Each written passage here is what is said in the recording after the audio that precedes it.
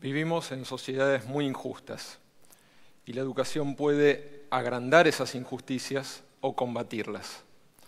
Por eso hoy quiero hablarle a dos sectores muy poderosos, a los docentes que tienen el poder en las aulas y son mucho más poderosos de lo que creen, y a las clases dirigentes, al poder político y económico, que puede cambiar la educación en nuestros países si realmente se lo propone.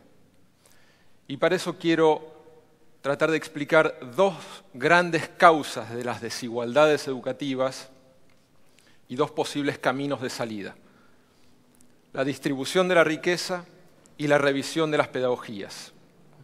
En primer lugar, la distribución de la riqueza. América Latina es el continente más desigual de la Tierra. Miren este gráfico. Les pido que lo guarden en sus conciencias. Es el gráfico de la distribución de la riqueza de América Latina versus el resto del mundo.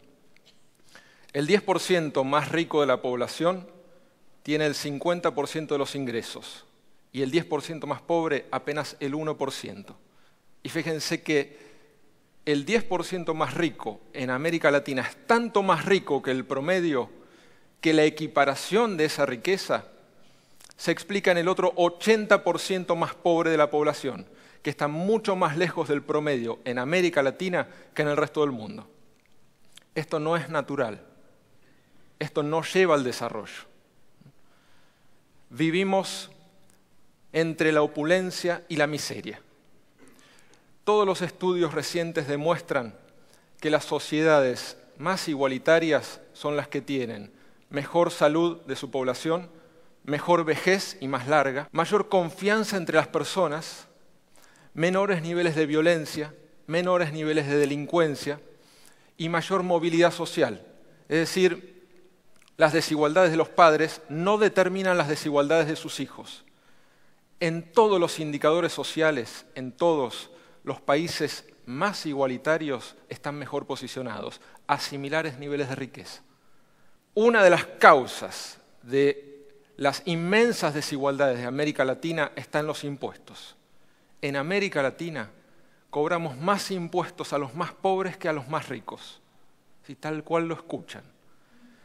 El problema de los impuestos, el gran enemigo de los impuestos, es su abstracción. No sabemos a dónde van. Ojos que no ven, corazón que no siente. Tenemos que hacer visibles los impuestos, tenemos que dirigirlos directamente hacia las capacidades de los sectores más vulnerables. Tenemos que ponerle rostros a los impuestos, porque hay beneficiarios que pueden cambiar sus vidas si cambiamos los impuestos. Esos rostros nos están mirando. La segunda gran explicación de las desigualdades educativas no está afuera, está dentro de las escuelas, está en nuestras pedagogías, en la forma en que enseñamos. Sí, nuestras pedagogías reproducen y amplían desigualdades y por eso tenemos que revisarlas, tenemos que repensarlas. Y para eso les propongo analizar 3 modelos de sistemas educativos y 3 modelos de pedagogía. El primero es el modelo que vamos a llamar de separación de los alumnos, el modelo germano de países como Alemania, Austria o Suiza. En este modelo, los alumnos tienen una escuela primaria común muy corta y a una muy temprana edad pasan un examen que va a ponerlos en escuelas diferentes y donde nunca más se van a ver las caras. Unos van a ir al circuito de las escuelas vocacionales para ir al mundo del trabajo manual y otros van a ir a las escuelas académicas para ir a la universidad. Este sistema es muy eficiente, genera trabajadores muy especializados, pero al costo de una gran desigualdad. Alemania, por ejemplo, es uno de los países con las mayores desigualdades en sus resultados de aprendizaje en las pruebas internacionales de la calidad de todo el mundo. El segundo modelo lo podemos llamar de integración personalizada. Es el modelo de los países nórdicos, como Dinamarca, Noruega, Suecia, Finlandia. En estos países, la educación común es muy larga. Los alumnos atraviesan su experiencia de escolarización compartiendo la misma escuela pública con los demás, y son todas escuelas muy similares. Se produce un efecto de integración social en la escuela pública. Pero lo más interesante de este modelo es su pedagogía. Estos países tienen una pedagogía personalizada. Enseñan pensando en cada alumno. Su norma es el individuo. El tercer modelo lo conocemos muy bien. Es el modelo que podemos llamar de integración uniforme. Es el modelo latino que heredamos de Francia y tenemos los países latinoamericanos. Es un modelo que comparte con el modelo anterior una escuela común muy larga. Por suerte tenemos una experiencia de escolarización compartida, pero sin embargo su pedagogía es distinta. Está basado en la norma, en la enseñanza común, en la enseñanza homogénea, uniforme a todo un grupo de alumnos. Recién al finalizar un año escolar, los alumnos pasan pruebas donde quienes no alcanzan la vara común tienen un solo camino. Hay una sola forma de clasificar a los alumnos, que es la repitencia. Es decir, volver todo a cero, volver a hacer exactamente lo mismo que el año anterior. Este modelo no solo genera mucha desigualdad, sino que en países desiguales como los nuestros genera mayor exclusión educativa. Los alumnos que repiten tienden a volver a repetir y abandonar en la escuela secundaria. Este modelo está basado en una pedagogía que podemos llamar el método simultáneo. El método simultáneo es muy simple. Es enseñar exactamente lo mismo al mismo grupo de alumnos y en todo el sistema educativo.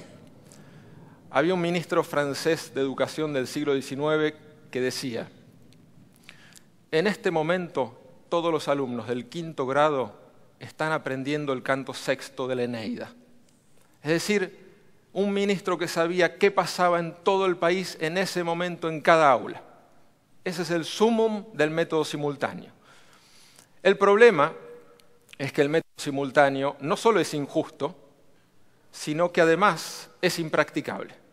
En las aulas de hoy es inimaginable pensar que los alumnos pueden hacer las mismas actividades durante 4 o 5 horas por día que sus compañeros. Y por eso el método simultáneo está roto, no funciona.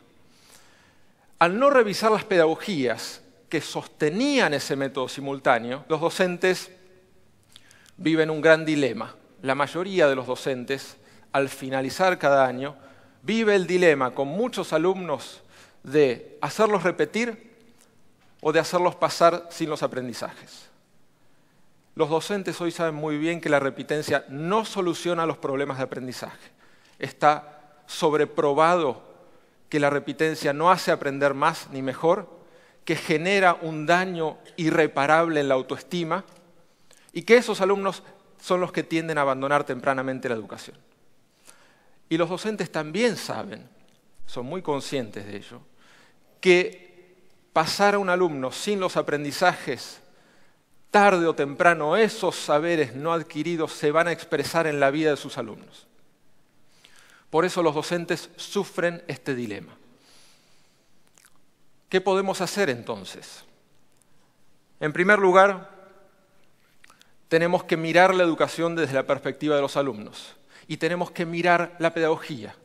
Tenemos que salir del sentido común de la pedagogía. Tenemos que visitar aulas de colegas, ir a capacitaciones donde trabajemos en la revisión de las pedagogías, filmemos nuestras clases, mirémonos, pidámosle al director de la escuela, al supervisor, que venga a nuestra clase, que la comente, hablemos de pedagogía en las aulas y en los pasillos de las escuelas. El segundo gran camino es la personalización de la enseñanza. Tenemos que poner distintas varas. Tenemos mucho para aprender de distintas pedagogías. Algunas están muy cerca, en las escuelas rurales, en la buena escuela rural, que sabe cómo enseñarle a grupos de edades muy distintas al mismo tiempo personalizando la enseñanza. Cada docente, cuando prepara sus actividades para el día siguiente, que piense en cada alumno, que no piense en el grupo, que no piense en la norma general, que individualice su pedagogía. El tercer punto es priorizar el primer grado. El primer grado es el más importante de todo el sistema educativo. Ahí tienen que estar los mejores docentes. El primer grado tiene que ser una lección de inclusión educativa. En América Latina todavía tenemos países y en Argentina provincias donde más del 20% repite el primer grado. Si son excluidos pedagógicamente desde el primer grado. Por eso ahí tenemos que tener toda la atención del sistema educativo, en que ningún alumno se vaya quedando atrás. En cuarto lugar, tenemos que convencernos de que cada escuela es fuente de justicia educativa. Y quiero contarles una anécdota. Una persona me pidió ayuda para su hija que había repetido por segunda vez en la escuela primaria. Y la directora de la escuela donde ella iba, una chica paraguaya de muy bajos recursos, en una escuela pública de jornada completa, le dijo que le recomendaba ir a clases particulares para seguir en la escuela. Es decir, una chica con pocos recursos tenía que pagar por clases extra para seguir escolarizándose. Por suerte la madre tomó la decisión de sacarla de esa escuela. Buscamos otra escuela y la directora nos dijo, sí hay vacante, pero que traiga el boletín. Quiero ver sus notas, quiero ver su conducta. Imagínense el modelo de justicia de esa escuela, cómo la recibía a esa niña. Una tercera escuela, afortunadamente la directora nos contestó y nos dijo, lo primero que nos dijo es, ¿cómo se llama? Nos preguntó su nombre. Y nos dijo, tráela el lunes mismo, no esperes un solo día más. No importan los papeles, la vamos a estar esperando. Efectivamente, el lunes la directora la estaba esperando, sabía su nombre, la llevó a cada aula, la presentó a cada docente, a cada grupo de alumnos, es decir, la trató como oro, como todo lo que ella vale y nunca habían visto en ella. Esa directora, esa escuela está haciendo justicia, está personalizando la enseñanza. Es posible hacerlo en cada escuela.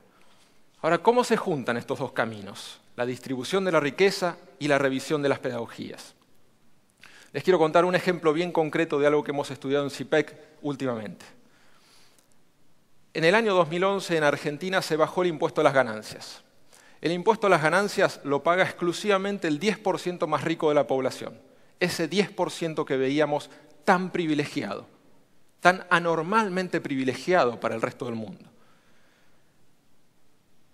Si no se hubiese bajado el impuesto a las ganancias, el Estado hubiese recaudado casi 3.400 millones de pesos más este año, en el 2011. Exactamente lo mismo que cuesta ampliar la jornada escolar para el 30% más pobre de los alumnos del país.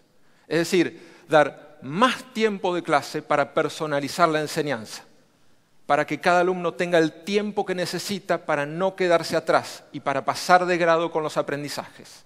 Y no solo eso, sino que la extensión de la jornada escolar, bien diseñada, nos permite ampliar las esferas de expresión de los alumnos, transformar el modelo escolar, darles artes, deportes, tecnología, idiomas, es decir, ampliar las esferas de justicia de las escuelas, cambiar el destino de los alumnos a la más temprana edad posible. Es posible cambiar la educación. Walter Benjamin decía, mirar a los oprimidos nos enseña que el estado de emergencia en el cual vivimos no es una excepción, sino la regla. Vivimos en estado de emergencia. Las injusticias son una emergencia para quienes las padecen. Nuestro tiempo es ahora. Reformas impositivas, reformas pedagógicas, los dos caminos de la justicia educativa. Muchas gracias.